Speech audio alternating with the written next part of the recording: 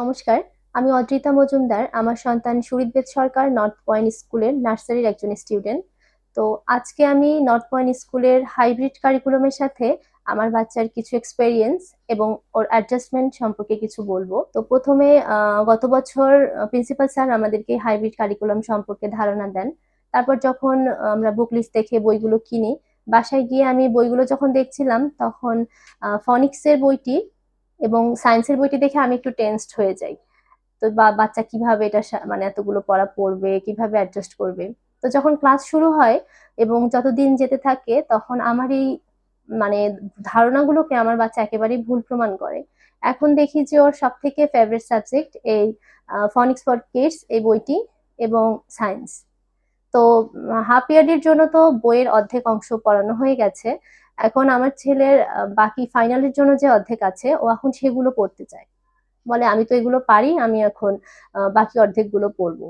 আর science সাবজেক্টের কথা যেটা বলবো যে ক্লাসে বাচ্চাদেরকে বিভিন্ন ম্যাটেরিয়ালস দিয়ে প্র্যাকটিক্যালি হাতে ধরিয়ে এত সুন্দরভাবে বোঝানো হয় যে বাচ্চাকে বাসায় গিয়ে আমাদের এক্সট্রা ভাবে সায়েন্স সাবজেক্টটি আর পড়াতে হয় না।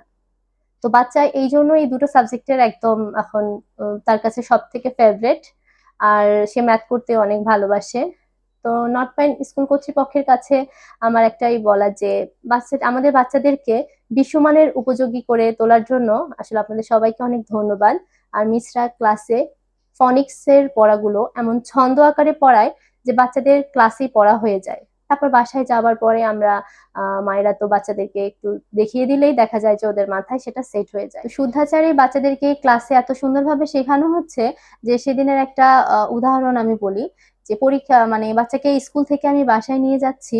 এই সময় বাচ্চা হঠাৎ কাশি দিয়ে বাচ্চার কফ এসেছে। তো বাচ্চা এখন বাহিরে কোথাও ফেলছে না, বলছে যে না আমাকে মিস ক্লাসে শিখিয়েছে যে যেখানে সেখানে কফ বা থুতু ফেলা নিষেধ। এখন আসি প্রেজেন্টেশনের কথায়। আগে দেখতাম যে আমি ক্যামেরা ধরলে বাচ্চা মানে প্রেজেন্টেশন দেওয়ার সময় বেশ নার্ভাস ফিল করতো। এখন যতদিন যাচ্ছে দেখছি যে না, বাচ্চাকে যখন বলছি যে তোমাকে এখন প্রেজেন্টেশন দিতে হবে, সে নিজেই আগ্রহ করে ক্যামেরার সামনে এসে সুন্দরভাবে প্রেজেন্টেশন দিচ্ছে। ম্যাথমেটিক্সে সিঙ্গাপুর সিপিএ মেথডের মাধ্যমে বাচ্চাদেরকে ক্লাসে এত সুন্দরভাবে বোঝানো হচ্ছে যে বাচ্চারা আগের থেকেও অনেক দ্রুত এখন ম্যাথমেটিক্স গুলো শিখতে পারছে।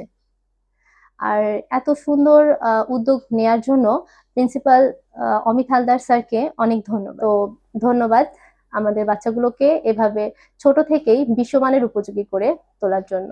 ধন্যবাদ।